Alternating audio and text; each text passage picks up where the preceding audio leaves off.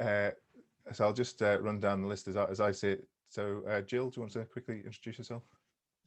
Yeah, sure. So, Jill from AEC Scotland, Carbon and Estates Project Officer. Okay, the next one I've got is Claire McCulloch.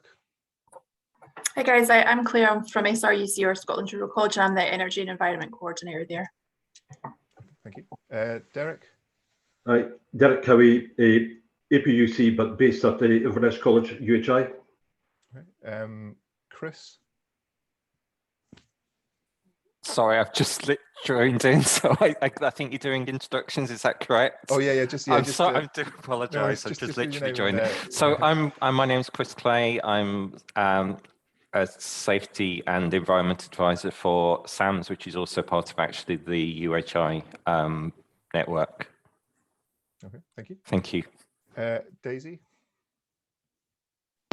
Good morning. I'm Daisy Williams. I work for Hey Girls, and I'm the business to business and university and college partnership and contracts manager. Thank you. Deborah? Hi, can you hear me okay? I'm using the new headset. Yeah, it's Deborah Fagan, Head of Procurement at City of Glasgow College. Okay, thank you. Kate?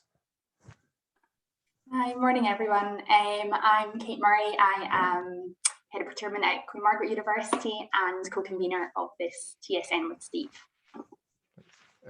Mark? Hi, morning everyone. I'm Mark Whiteley. I'm at the University of Bath, so well down south. My responsibility is Scope 3 emissions, as in recording them and reducing them for the university.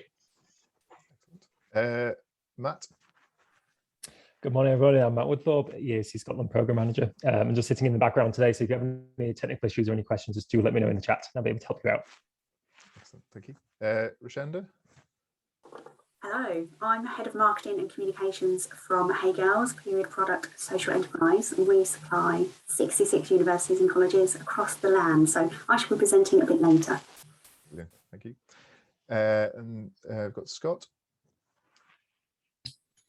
Morning everyone, Scott Bryson, University of Strathclyde. I'm the Waste and Environmental Compliance Manager for the university, working quite closely with procurement around reducing Scope 3 emissions from procurement related activities.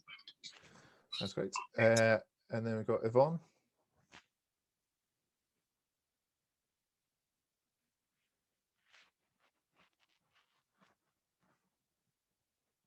Oh, or maybe we don't. Hi there, sorry about that. I'm Yvonne Sanderson, the Procurement Officer at the University of the West of Scotland. I'm just trying to sort out my video here now. It's because I'm using the remote desktop on my laptop, so I should have probably signed in on my own personal laptop, but I'll try and sort that out throughout the meeting and you can get to see me. No problem. Thanks. And I saw Claire has come in as well. Hi, I'm Claire Guerin and I'm managing a transnational programme of work on circular procurement, or ProCirc, and I'm from Zero Waste Scotland. That's great. We've also got Sean, but I'll let him introduce because he's going to be doing the next bit in the agenda. So yes, so I will hand over to Sean, who's going to be speaking around reporting Scope 3 emissions. Great stuff, thank you for that. Yeah, I'll just share my screen, so bear with us 2 seconds while I get that set up. That should be it. There. So yeah, as mentioned, my name is Sean Pickering. I am the Sustainable Business and Fair Trade Programme Manager at the University of Edinburgh. I cover a lot of different things, but today I'll talk to you about the work we've been doing around Scope 3 and looking at the HESCET tool. I've got sort of a couple of aims I would like to run through, just so we're sort of clear on what I'm hoping to cover and what I'm not. Yeah, to look at how sort of the suitability of the HESCET tool for calculating Scope 3 emissions and then for setting targets as well. And then also I've got a bit of an ask to see where else within this network and within our contacts maybe are doing work on this more broadly, maybe looking at more detail past HESCET as well. What I really have no information on, unfortunately, so if you're looking to get information on this, is how our institutions can reduce Scope 3. We haven't quite got there yet. So we're looking very much at the data side of it just now. But yeah, that's what we're looking to do today. To give you a bit of background, I started in this role back in July, and I was given the HESCET tool output for the university, and I sort of had a look at that and compared it to some of the other data that we've been collecting within the university. And to sort of put it into a pie chart, when you look at the HESCET data, it eclipses everything else that we do or have been calculating from scope 3 to date. So although, and I'll talk about the limitations to HESCET, even if it's in the right ballpark, we need to be taking into account the emissions from our scope 3 procurement in some form. And to give you some background on sort of HESCET, if you're not familiar with it, and I'm sure everybody here probably at least has heard the acronym HESCET, we get it through the various consortia. So we report our data, or University of Edinburgh Procurement, I should say, report to various consortia against specific what are called PROC-HE codes. And these codes are used across the higher education sector, so should be fairly standardized, although there are some discrepancies between institutions as well, depending on obviously the services or goods that they may procure from certain suppliers. In our instance, UK UPC, one of the consortia, pull that data together and they feed it into the HESCET tool, and we are then able to access the output via APUC. So that's the way that we get it, and I would assume that most institutions are able to generate the HESCET report or to pick up their own HESCET report through this channel. If you can't, you are able to access a blank copy of the HESCET and sort of populate it yourself with your own data via EAUC. Well, actually, it's now BUFCA, isn't it, that own it. But EAUC certainly have a link to that blank template. Again, if you were not aware, there was an update to HESCET that was released this year, and it just made it more detailed. So the number of categories that there were spend data for has been increased from 75 to 311. So again, it's more detailed. And that's helped sort of help us understand maybe a bit more of the granularity of that data. So it's been able to dig more into the data. But again, I'll talk about what level we can go to. And as I mentioned, it is now owned by BUFCA and HEPA, sorry. My pronunciations of these acronyms are probably absolutely wildly off, but there we go. Just to note, so very recently in the last couple of weeks, the Scottish Government released, guidance was released on the public bodies climate change duties reporting. And this, I thought I'd highlight a couple of key phrases from this. And it's things that we're probably well aware of already, that scope 3 from procurement, there's not a lot of very accurate data on these emissions at the minute, and that this report outlines that that's sort of where we're at the minute. So spend-based is really what a lot of institutions in higher education and other sectors are using.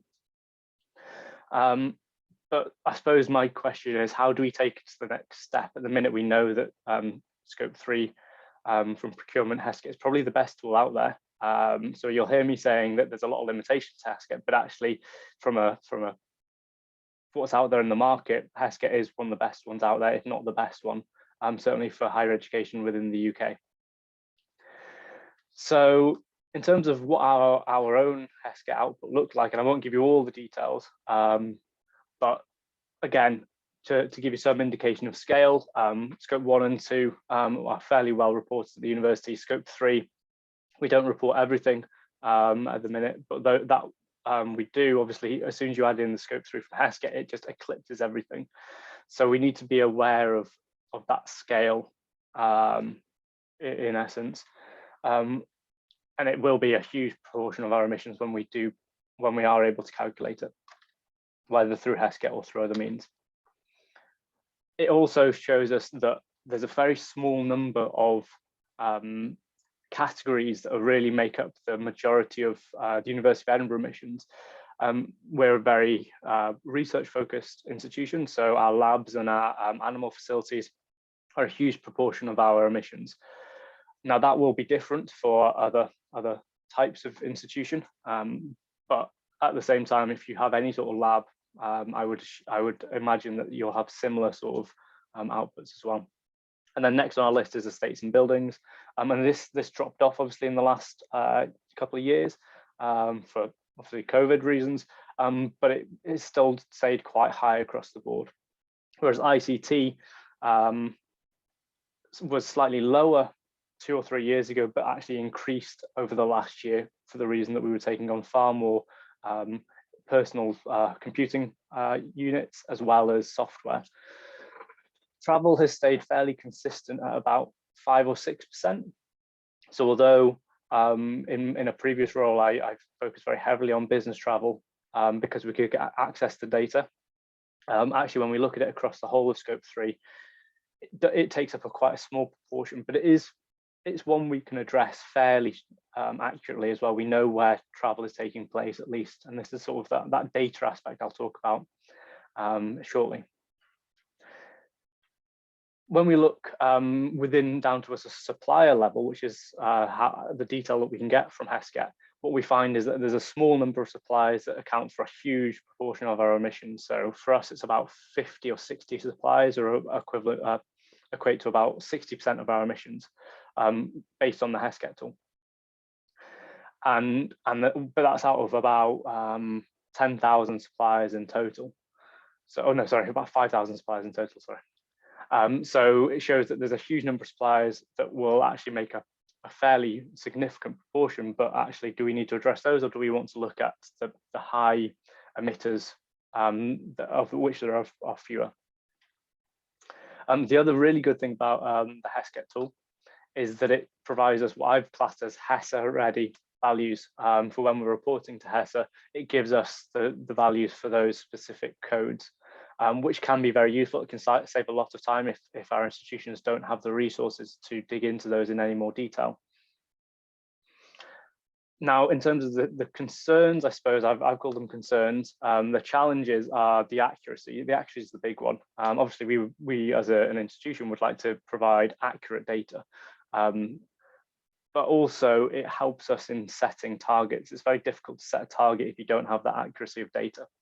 Now, on this slide, you'll see I've looked at business travel because the University of Edinburgh are quite open with our business travel. So this is all open data. And what you'll see is that, okay, across business travel as a whole, as a category, the numbers don't change too much by about 20% between the HESA values and the values that we calculated in-house. But when you look at supplier level, there's actually really big discrepancies. So when we're looking at coach travel or bus travel through Lothian buses or William Hunter, there's a huge discrepancy in the percentages of these, as well as Key Travel being our travel management company for the last few years. Again, they're underrepresented in our data. So if we were to look to try and target certain areas, again, travel we know a lot about, so we can say, oh, actually, we know our air travel is huge in comparison to our coach and bus travel. But for areas where we don't have that level of detail at the minute, HESCET doesn't really help us to understand where we can make changes that will actually result in tangible carbon savings. And that sort of links to the second point, is the level of detail that we can go down to a supplier level, but we can't see specific journeys or specific products that we're purchasing at the minute, or services that we're purchasing at the minute. And that makes it very difficult to really make those changes and understand what, if a change that we instigate or an action that we instigate actually leads to a tangible carbon saving, as I say. There's also a possible crossover with other scopes. So within the HESCET data, it does include utilities, for example, for the University of Edinburgh, and that will be included in our scope 1 and 2. But it depends on how you are procuring your, in this instance, energy, but it might be some of the other services as well, some of the other goods. If you have anything that's developed in-house, or yeah, if you have in-house quirks, I suppose, that HESCET doesn't account for, then you need to be able to pull that out accurately from that data before you process it further. And then again, maybe a quirk of the University of Edinburgh, but the HESCET only accounts for data that is paid for through a certain supplier. So it doesn't include expenses that staff might purchase an item themselves and then expense it back. and it doesn't include purchases that are done on university credit cards. And I should say that these are quite small percentages of purchases across the whole university, but they are probably for very specific categories. So maybe those categories are being influenced unduly by not having this data in. And I should also say that we, as a university, are reducing the need for expenses and the need for university credit cards overall. So maybe in a few years' time, that concern won't be an issue, but it's something to be aware of in your own institutions if expenses is a high way for individuals to purchase items. So just to conclude on HESCA overall, although you've heard some concerns with it, it is, as I said, the best tool out there. It gives a very good broad brush of scope 3 emissions from procurement. It gives a really good idea of what key categories to look at, and potentially what suppliers to look at as well. The data is already collected through procurement channels. So actually, as a sustainability professional, you don't need to do a lot of work with it necessarily to understand it or to collate it. And it is comparable across UK further and higher education. As I said, as long as the PROC-HE codes used within your institutions are the same as those used for those suppliers. So there will be some discrepancies. As I mentioned already, there are concerns with the level of accuracy, and it may not include all purchases. And we really want to be able to dig slightly further down the chain to see what items we're buying and what impact those individual items are having on our carbon emissions. So after I looked at the HESCA tool, I did some further research about what's going on in the further and higher education sector, and also slightly more broadly as well. So when you look at the report from 1920 for the PBCCD, it noted that 1% of reported carbon emissions were attributed to procurement. But if you think back to my pie chart at the very start, we actually know that it's going to be a lot higher than that, really, when procurement is measured and reported accurately across the sector. And that's because, as I said, that 1% is only because one body included it as standard. And for others, they included accommodation linked to business travel separately. So in the University of Edinburgh, we include it within our business travel figures. So little nuances like that, where it looks like procurement maybe isn't a big factor, actually, once we start reporting it, I suspect it will be. I won't go into the detail of what these institutions are doing. Some of them are on the call today, so they can talk for themselves. But there is work going on in the area, and that's really positive for me to know about, because I think we as a sector need to share the knowledge of what's going on, because there's no point, again, similar with other areas of our work, that there will be a lot of crossover. There will be areas where we will need to work independently as well. But if we can share some of that knowledge, that'd be really handy. And the other, across the sector, again, some sectors, it's a lot harder to find information about what's going on more broadly. But what I would say is all of these noted here are looking at spend-based approaches. They don't have the luxury, I suppose, of the HESCA tool, which is specific to our sector. And they might be using alternative tools. So Qantas is the one that's been mentioned a lot, but other spend-based tools as well, looking at what they've been doing. So just to conclude, HESCA offers a broad brush analysis. It can show the hotspots of where we might want to target as an institution, and it may offer a comparison as well. And in all honesty, it will fulfill the requirements of the PBCCD, certainly in the short term. But as the green box there says, I think we can do better as a sector. I think we can start looking at the data more granularly, getting better quality data across some of our categories as well. And that's where I'm going to finish off, is just with an ask from you. And to open up this discussion really is to say, is your institution working to understand this in more detail than the HESCA, or are you focusing on HESCA and that's sort of where you're stopping at the minute? But if you are working in more detail, are you interested in sharing this knowledge and working together on this? And what then is the next step for that? And what does that look like? So I'm going to stop sharing my screen now. I'm hoping there's some questions come in, or we've got a way of sort of starting that discussion. Steve, I don't know if I want to hand over to you to manage that. Yeah, that's fine. Thank you very much for that. That was really interesting. Yes, if anyone does have any questions, just stick your hand up. I do have a couple. Well, I've got one just to start off with, actually, because I've sort of been involved from an APC point of view in terms of helping kind of get the figures out for the last few years and obviously for this round. But from an institution point of view, I mean, you kind of answered it already, but do the figures do they feel right, if that's not too kind of vague? Do they, do you look at it and kind of go, well, that kind of makes sense, it's in the areas we kind of expect, there's nothing kind of leaps out going, well, that is just wrong, that is just blatantly kind of doesn't make any sense. Oh, so you're on mute, Sean, sorry. Cheers. I did press the button, but yeah, I think for Edinburgh, I think I would say overall it was the scale we were expecting, right ballpark overall scale, and the categories, the top 5 or 6 categories, I would say were probably the ones we were expecting. What was surprising for me, I suppose, is how the percentage of labs and animal housing compared to others. Like I was expecting labs to be high, but I had always thought estates and buildings would probably be higher. Actually, for our labs to be the highest by some significant margin. So labs and animal housing was about 40% of our Scope 3 emissions. So that's a huge percentage. And so I think that's maybe where we didn't expect it to be quite as obvious.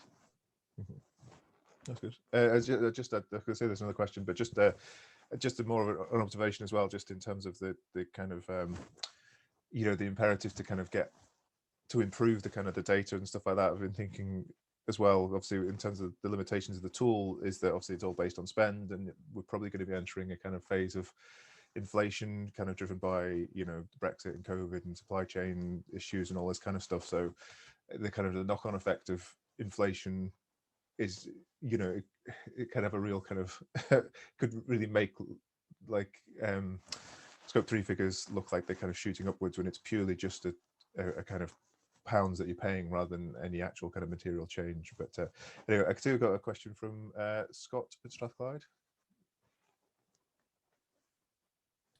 We'll just try to find the unmute button for a second there. Apologies, the dog has just woken up, so if we have some growls and barks in the background, that's explaining that one.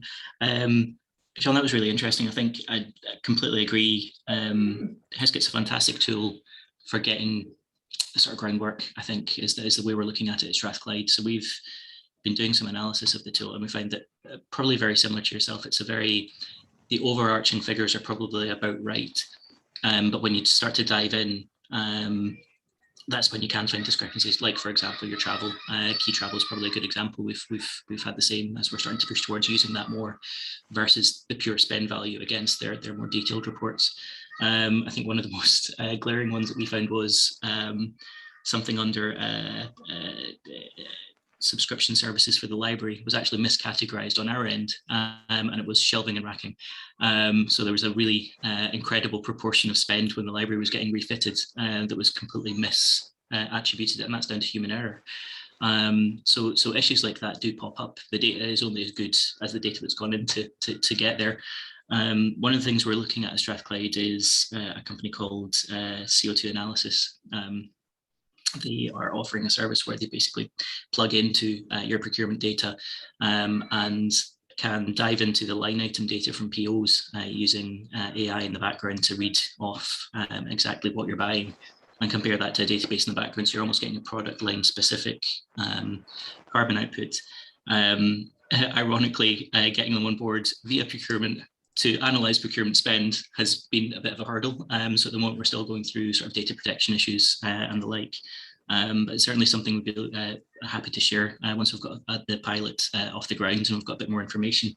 From my side, there's definitely questions there around the conversion factors they're using and the data sets that they have and how robust they are. And in turn, how good the data is coming at the other end.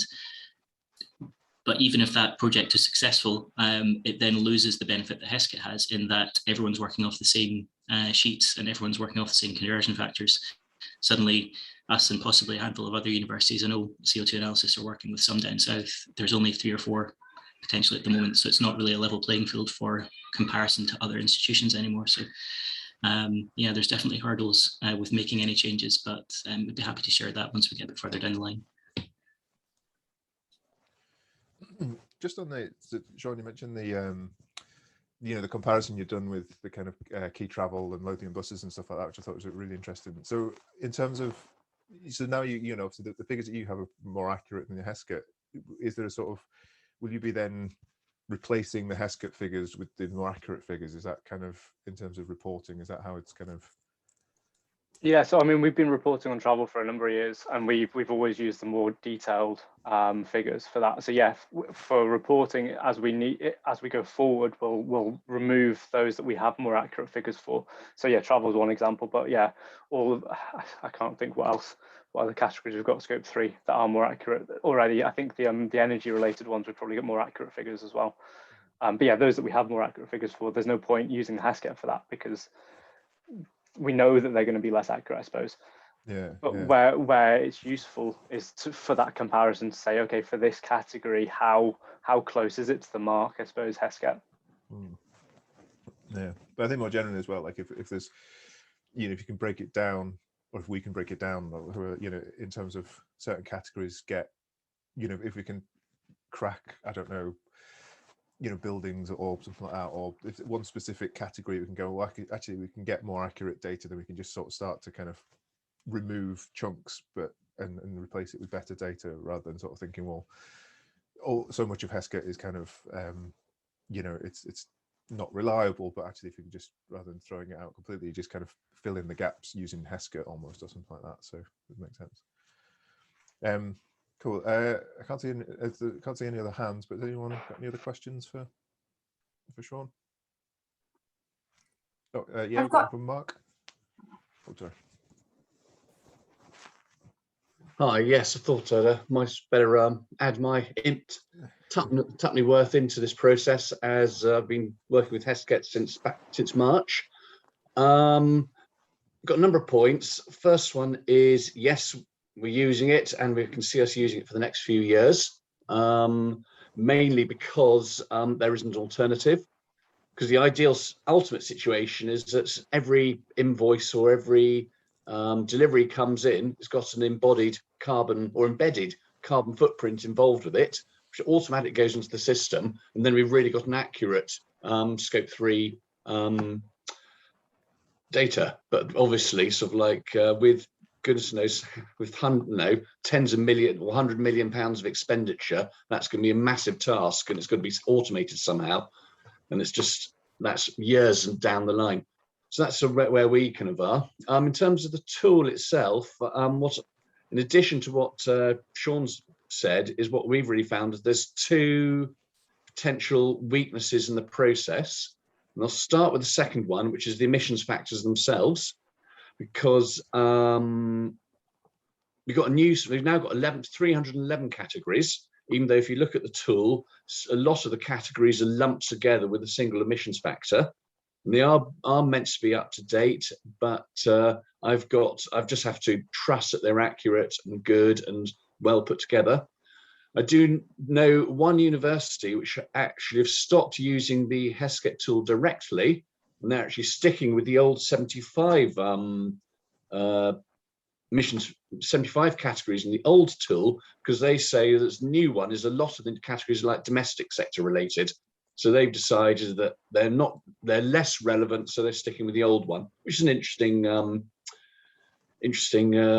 approach. But anyway, that's their decision, and I haven't even thought about that myself. So, but the likelihood of actually going back to the old tool with the old emissions out of date emissions factors is unlikely.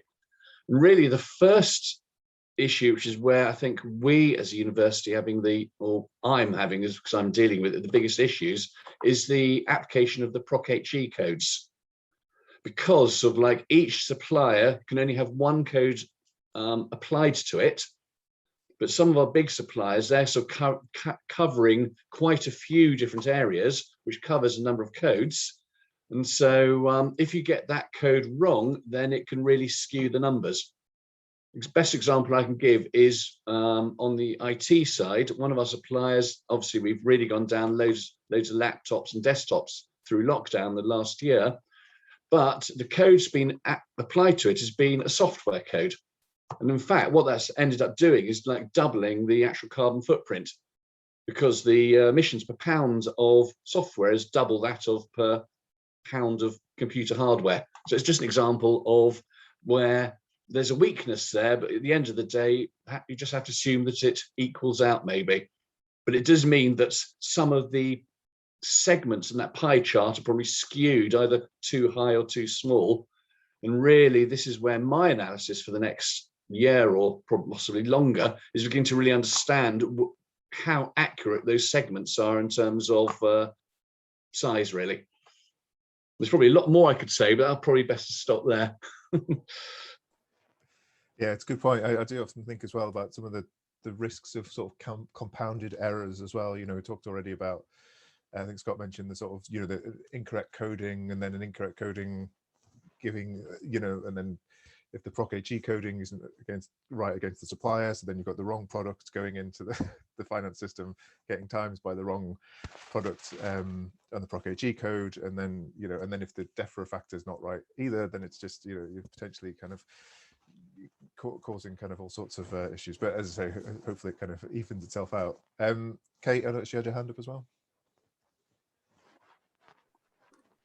Hi, I just wanted to ask a quick question to Scott, if he's still on the call. I was just interested what he mentioned about the discussions on using AI to get line data. Is that with like an external provider? Yeah, so it's a company called CO2 Analysis. They basically, the sales pitch anyway, that's led to us agreeing to do a trial once we can get past data protection and procurement, is that they basically can read off all the procurement data and go into the POs and sort of read the line item data from that.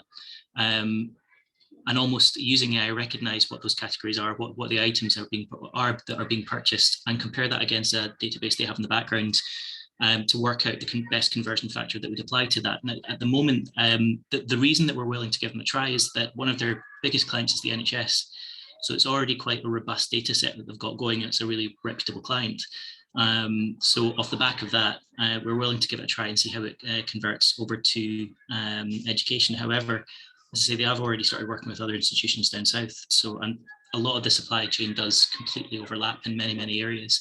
So I think it'll be really interesting to see what the outputs are, particularly getting a full, at the moment, I think what we're aiming to do is a comparison of 2 years worth of data. Normally their service offering was 1, but we agreed to 2 given COVID, just to get a bit more of a robust comparison. And once we have that, it'd be really interesting to compare it to the likes of the HESCA output and see where the differences are, and just work out from there if it would be worthwhile going forward. Obviously, they're a private entity that are selling products that can be quite expensive, so it's probably not going to be applicable to a lot of institutions, especially as budgets tighten up. But if it's particularly accurate and saves a lot of the legwork for us, it would be something we'd be interested in pursuing a bit further. So definitely watch this space. Should be an interesting one to see. Great. Right, do you have any more questions? Oh, I can't see anything. I think so. It seems to be about 5 minutes ahead on the agenda. I think we had a break scheduled for 22, but we sort of bring that forward 5 minutes if that's all right. And then, yeah, so if we all want to take 5 minutes comfort break, and then if you come back at 22, and then we can have the presentation from Hey Girls. Okay, thanks a lot.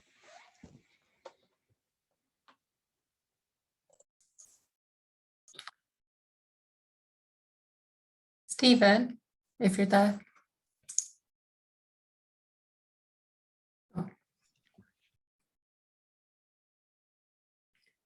Hi, Jill. Sorry, I was just going to say, I'm here. Yeah, no, it's okay. I've got a clash today. I've got a webinar with business in the community at 11, looking at sort of links between circular economy and reducing climate change impact. So quite an interesting webinar. It's like focusing on their kind of members, so like big businesses and private businesses. I know, I saw that advertised after we set the date for this, and we like changed the date for this quite a few times. So it was no, so you were going to go as well. I think they're going to record it, so you know, I'll get the recording so I can send it on to you if you want to. And I can share it with the group. That'd be fantastic. Yeah, and you could share it around, because I think it will be quite, you know, because they're doing a whole evidence piece, which is quite interesting and timely. And also I was hoping to take some takeaways from it for the the APUC conference next week. So yeah, so it was just to say I won't be around like from 11. The only thing I was going to ask was, you know, in preparation for the conference next week. Now, I might be on jury duty, so I might not be able to go, but my colleague Stephen Menzies will present if I can't. But I'm just gathering materials together for it. And I put a shout out on the topic support network this morning. Yes. So for any sort of examples, it'd be really great to have. I've got one good one from Michael McLaughlin, but it'd be great to have, a couple more just examples to, yeah, I made a note to pop that in it, like any other business. Yeah, so, and I was going to. I won't be here for any of this. Here, but I can ask for you, or even when we come back from the break. I'm sure it would be fine for you to ask about that. That would be great. I did get an email this morning from Sean, who's on this call. Super. Yeah, so he gave a couple of examples of case studies. I think there was one about lab plastics reduction, so I could use that, especially what you were just saying about, labs and animal housing being a big part of Scope 3. So that's a nice link. So we'll look at that. But yeah, it's just it's just good to have these examples anyway.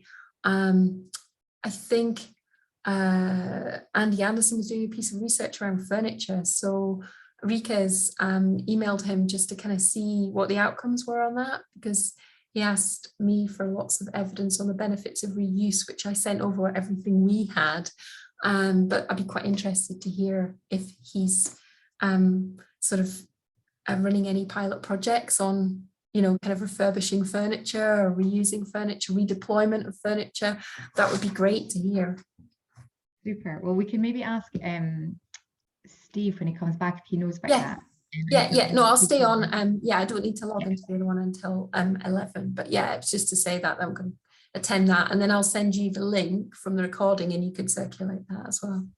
Super. Okay, Will do. Great. Okay. Thanks.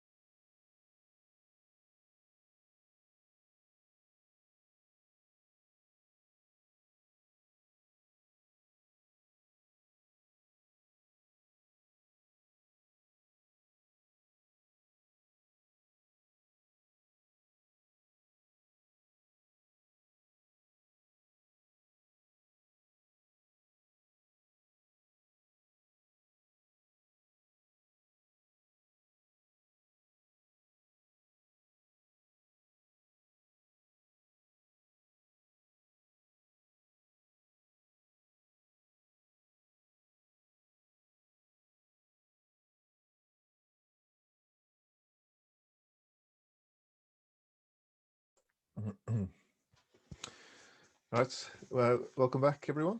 Hopefully everyone's feeling suitably refreshed. So yes, move on to the next part of the agenda.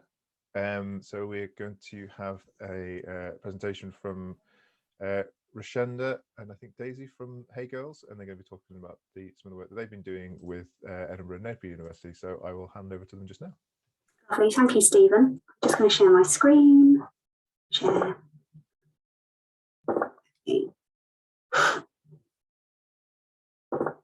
Lovely job. Okay, so thank you so much for inviting us along today to share our story.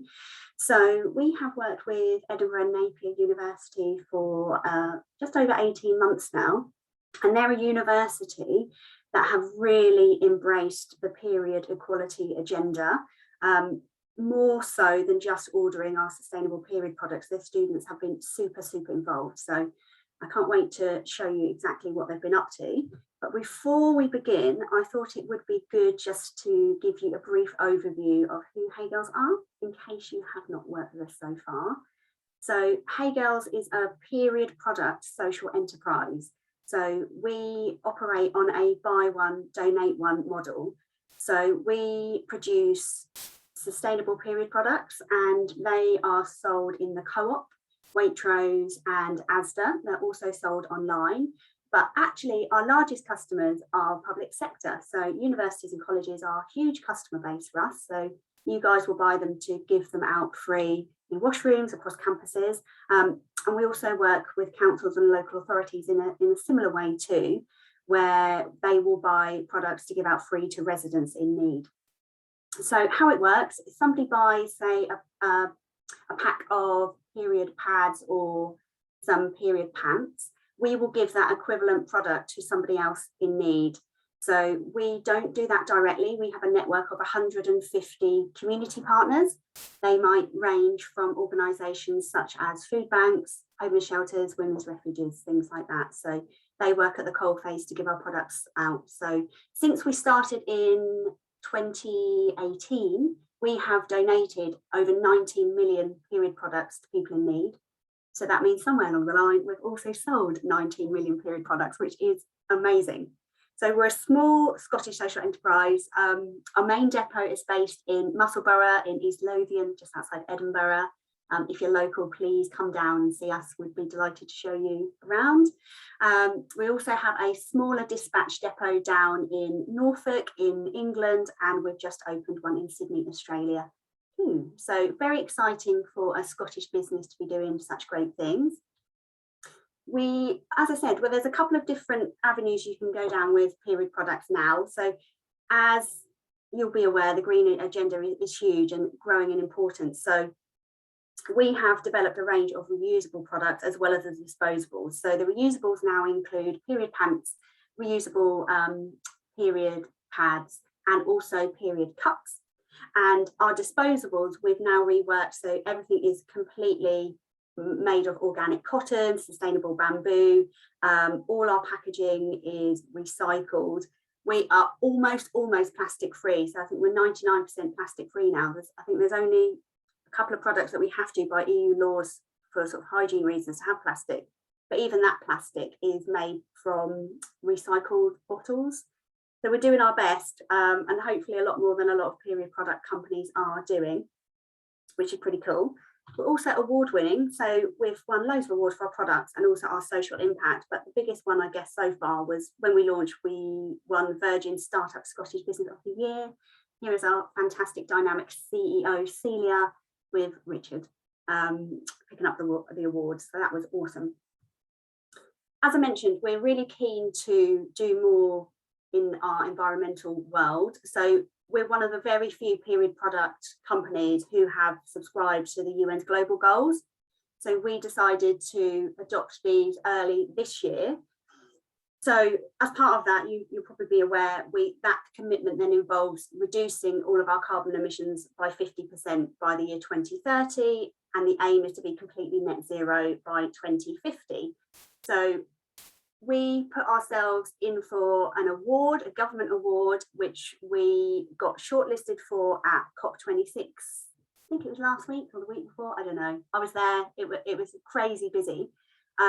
We didn't win, but we were basically 5 businesses nationally that got shortlisted out of 160 businesses. And we were the only Scottish business to be nominated or win anything.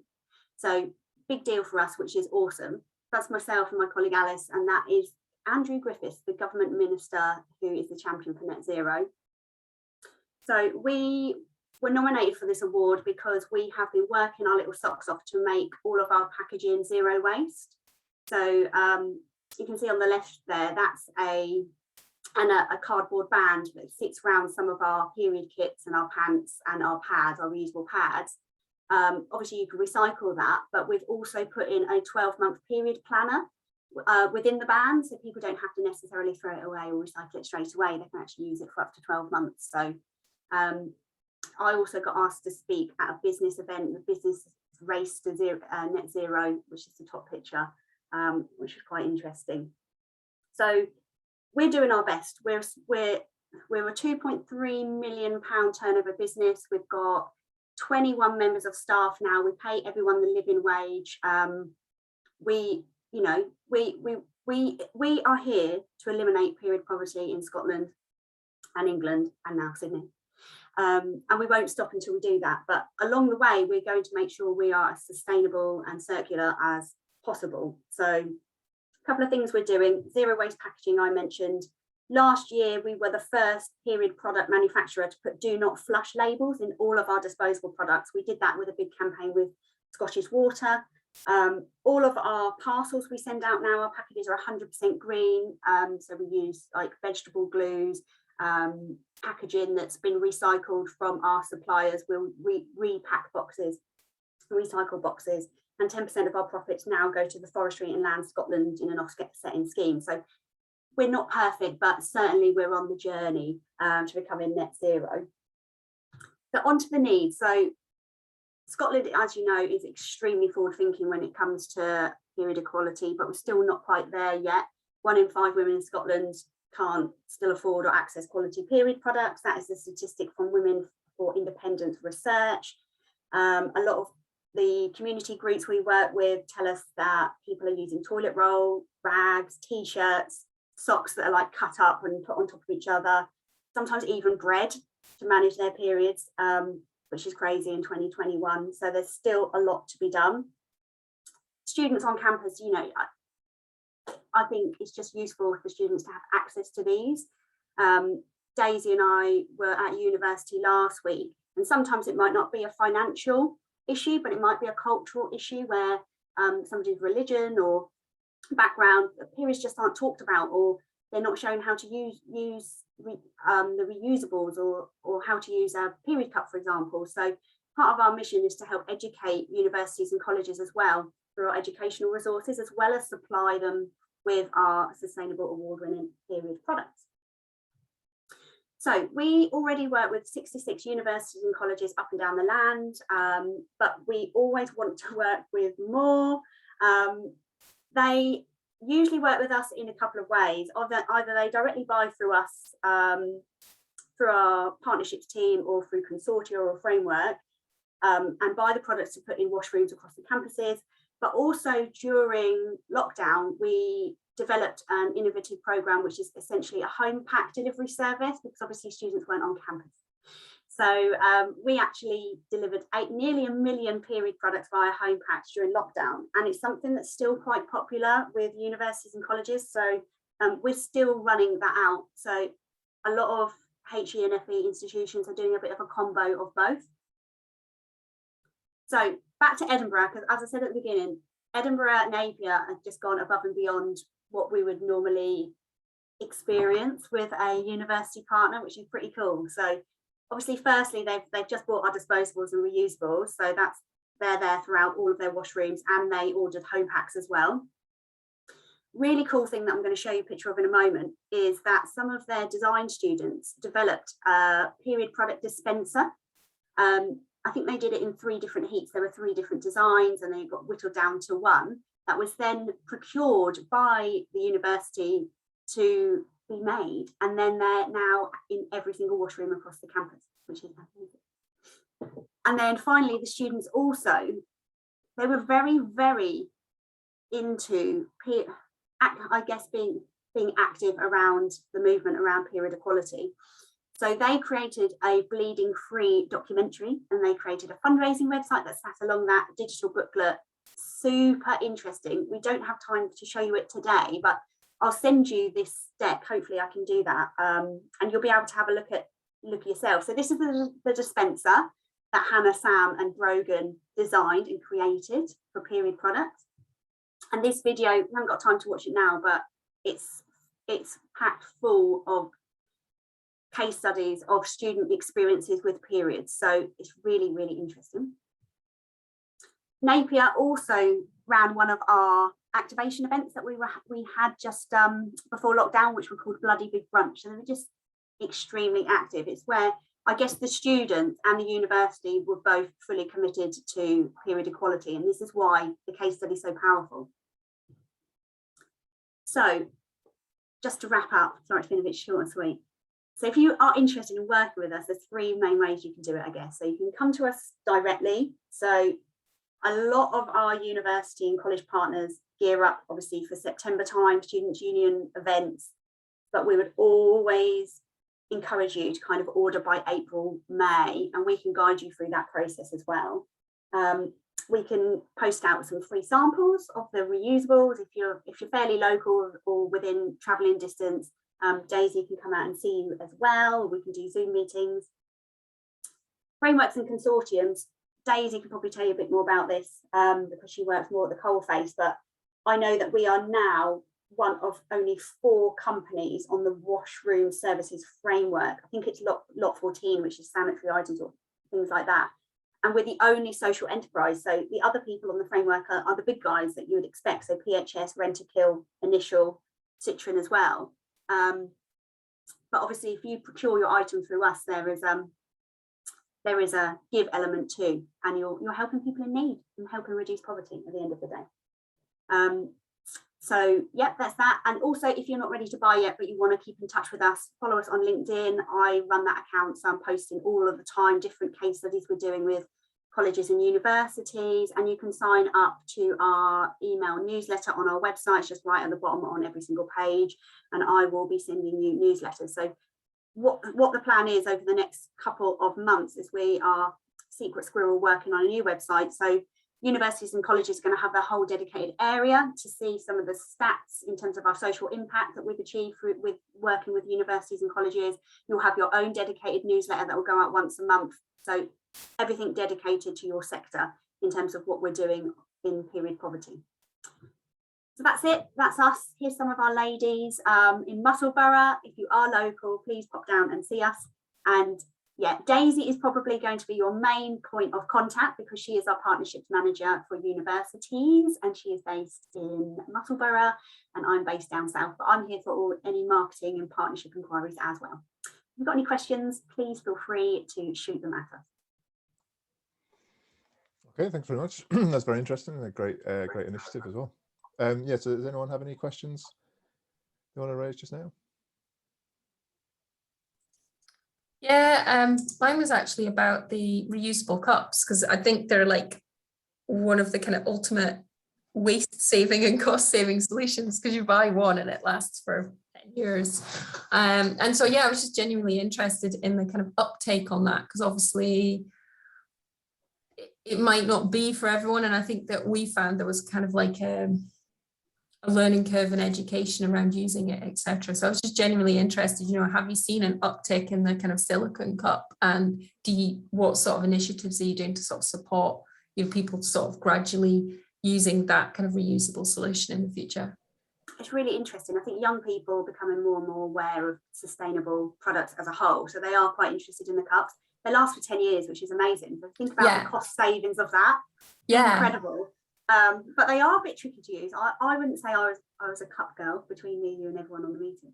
So we've developed a series of like animated videos and help guides on our YouTube channel about how you can use them. So we find younger people love YouTube and video content. So much easier to kind of, rather than somebody to try and explain it, but actually have it on a 3-minute video. Yeah, that's great. What's quite interesting, out of the 150 community partners that we work with who give out the free product, they're very proactive as well. So they'll use our educational resources to teach younger girls coming through the doors there. And because basically, you know, they can pick up those period products for free, why not? They can just take one and have a go. Last year, we ran a campaign called Give a Cup a Go with Caitlin Moran, who fronted it, all around just, you know, give it a try, because actually you won't find it works better for you. But if it doesn't, then we've got a whole range of other reusable disposable. Yeah, that was good. Thanks. It's interesting. another point on that as well. Again, we're chatting to somebody who said their religious background wouldn't necessarily support the idea of popping something up there. So yeah, don't always work for everyone, but they are a fabulous alternative for those who can. Yeah, thank you. Thank you. That's great. Also, Claire, I'm quite interested in what you're doing because I know you work for Zero Waste Scotland, and I don't think we've had any liaison with Zero Waste Scotland yet, as far as I know. I think, yeah, you did during, you remember there was the kind of period campaign that was like all over the bus shelters and things it was pre-COVID. I think my colleague Catherine Bozek did have quite a bit of engagement, but I'm just going to put my email address in the chat and just email me, and I can link you back up with Catherine because she's in the marketing team and she did a lot of work on period pants and things. She ran a whole campaign. So that would be lovely.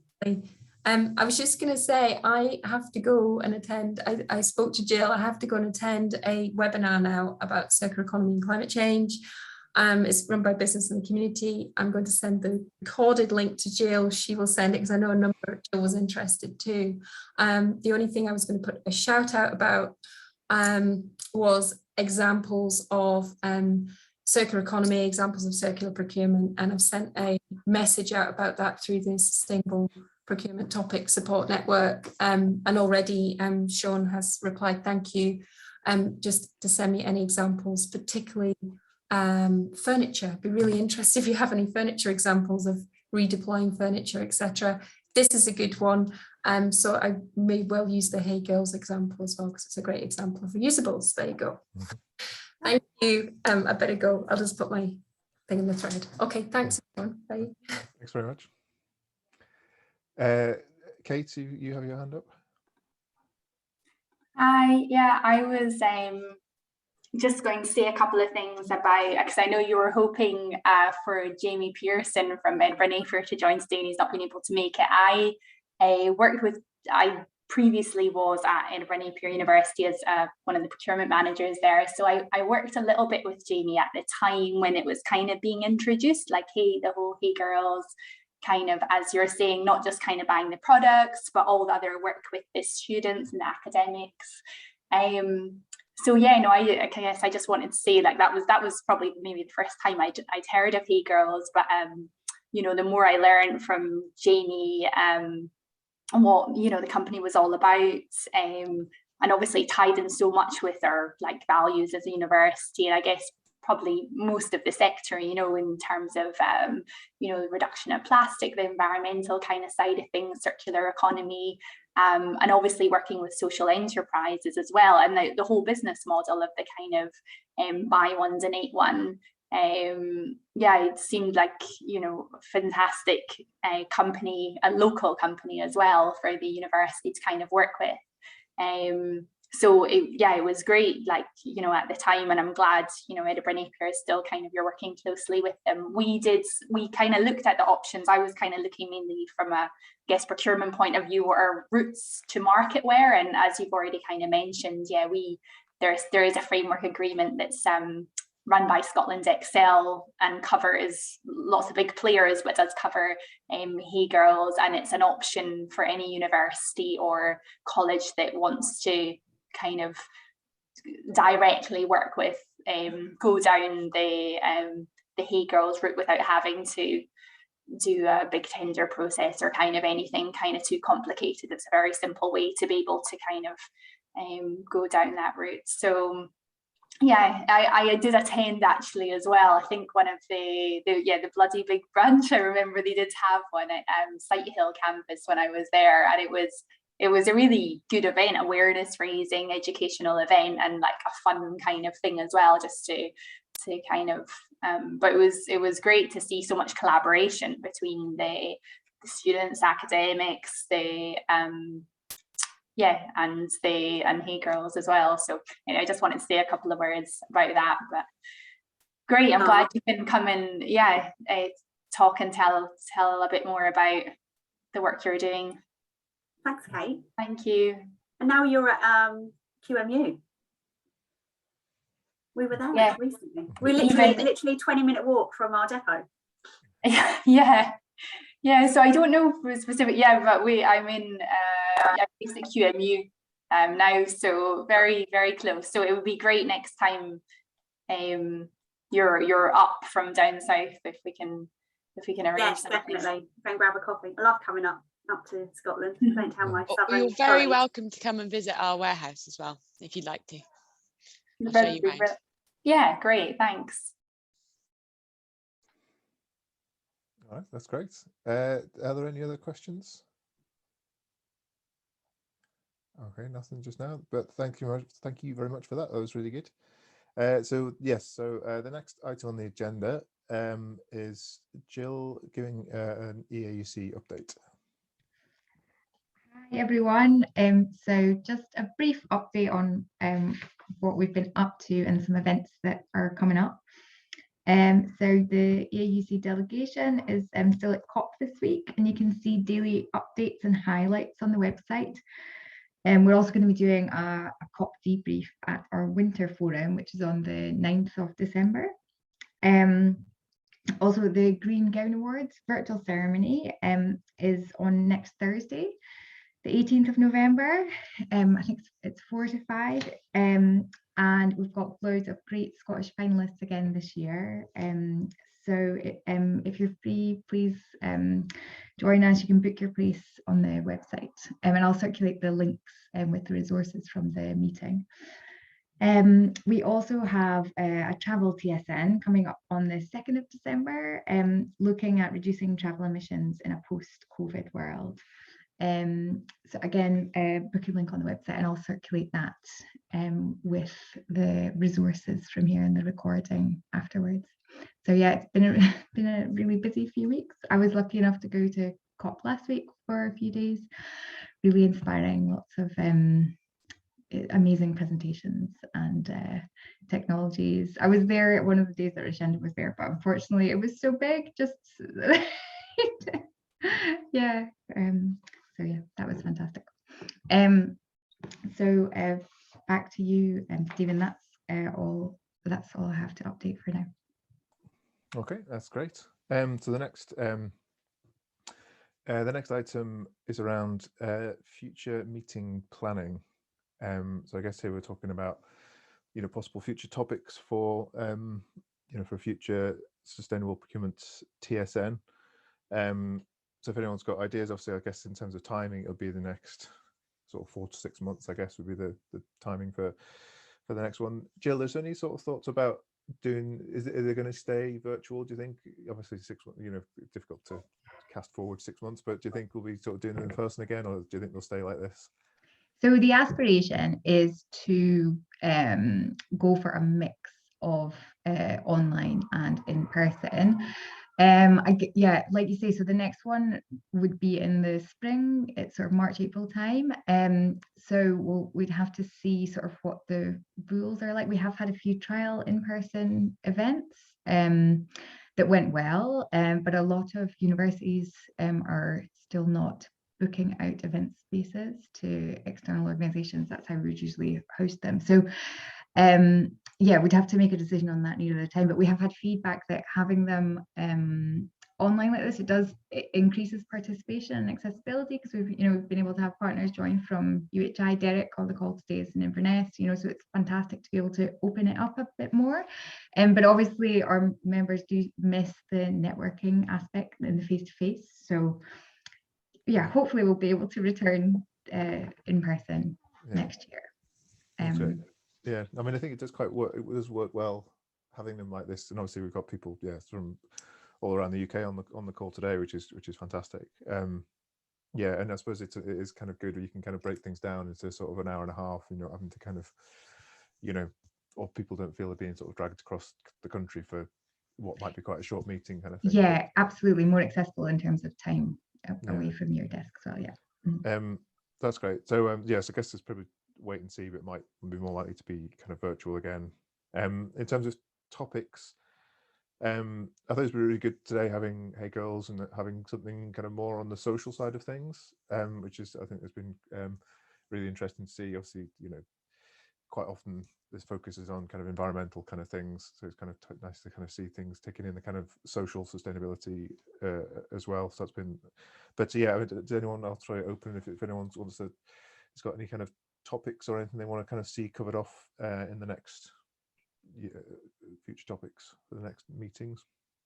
Potentially, I don't know how anyone else feels. It's probably just the fact I'm working through this at the moment, but working with procurement just now to update our sustainable procurement strategy. And as part of that, one of the things I'm hoping to do is flesh out a bit more the metrics we're using and asking suppliers to provide, whether we're looking at sort of life cycle impact mapping, or if we're asking for embodied carbon of certain elements or anything along those lines. It's how I'd be interested to find out how other universities or and institutions are approaching that.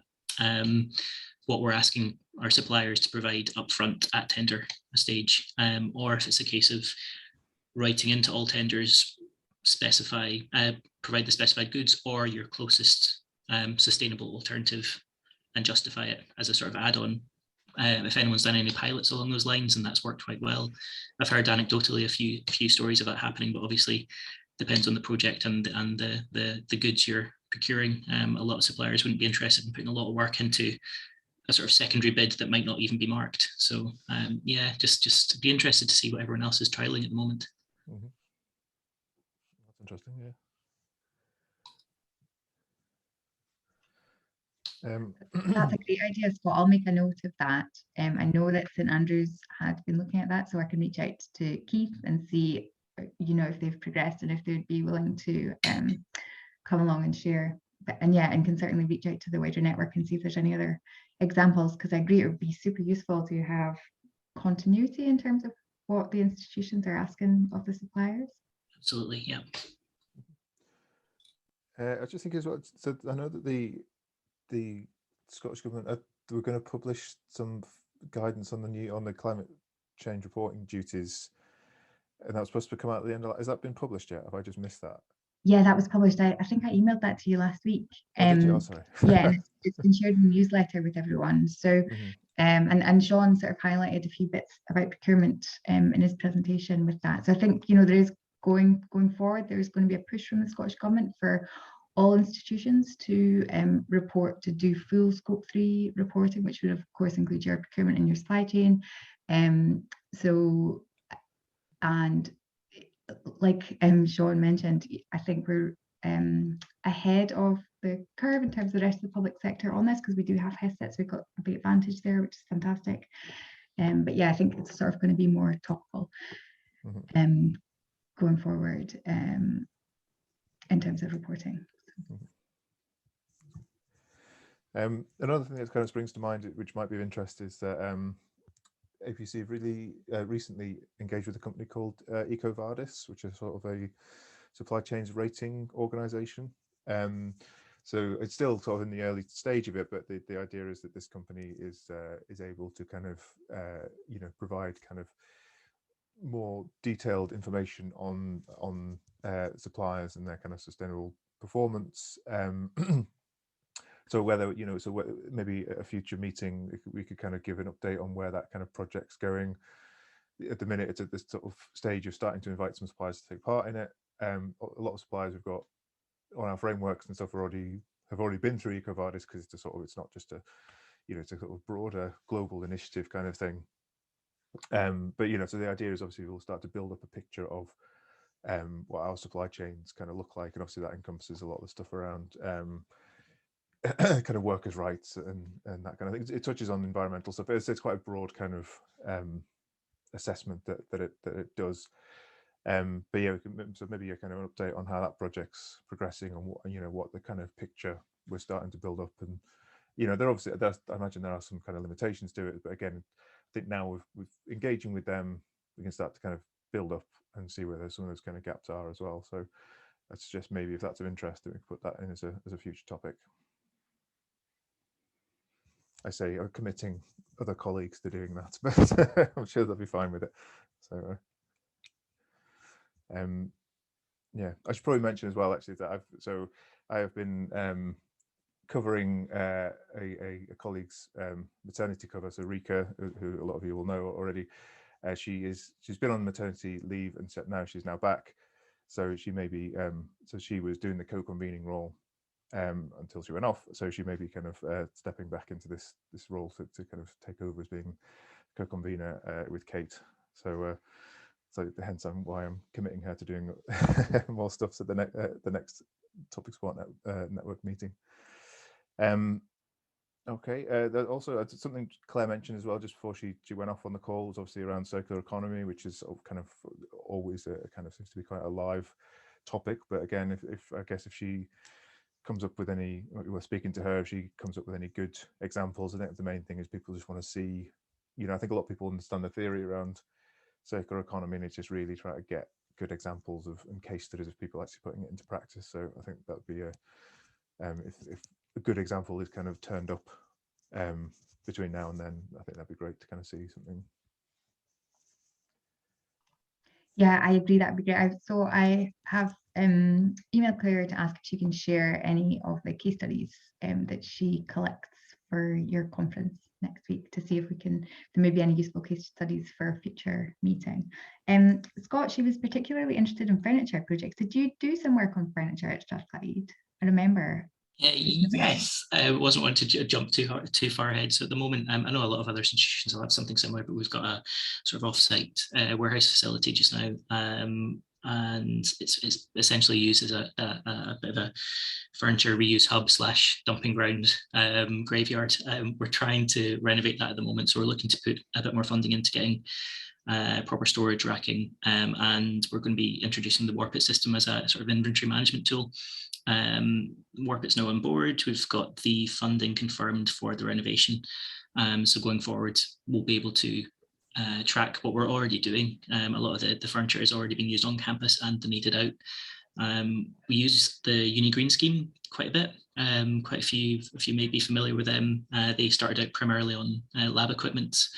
They now have stretched out into pretty much anything that they can find a buyer for. So this year I think it was about 10 tons of carbon that we managed to avoid by using them at somewhere in the region of 300 old exam desks that we took and refurbished, and various bits of equipment. That was the big one, big win from the facility, mostly because it also gave me a lot more space to play with. So yeah, it's an ongoing one. I was going to try and get back to her. Spell had also emailed just saying that this was happening, so I'm going to see if I can get just even a few lines put together about what we're doing. But it'd be interesting as well, certainly with other local institutions trying to further down the line partner up.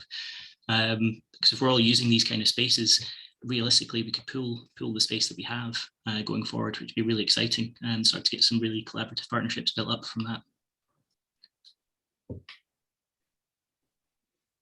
Sounds good. Okay, does anyone else have any other topics they might want to see at a future event? All right, I'm not seeing any hands shooting up. So I will just then ask if there's any other business anyone wants to raise whilst we're on the call. I see some shakes of heads. Okay, well, in that case, I will just say thanks everyone for attending, and obviously thanks to our speakers in particular. That was really great. And yes, and I'll just say enjoy the rest of your Wednesday. Okay, thanks everybody. Bye. Thank you. Bye. Nice Bye-bye. to see everyone. Thanks for cheering, Stephen. No problem. Bye-bye. Bye.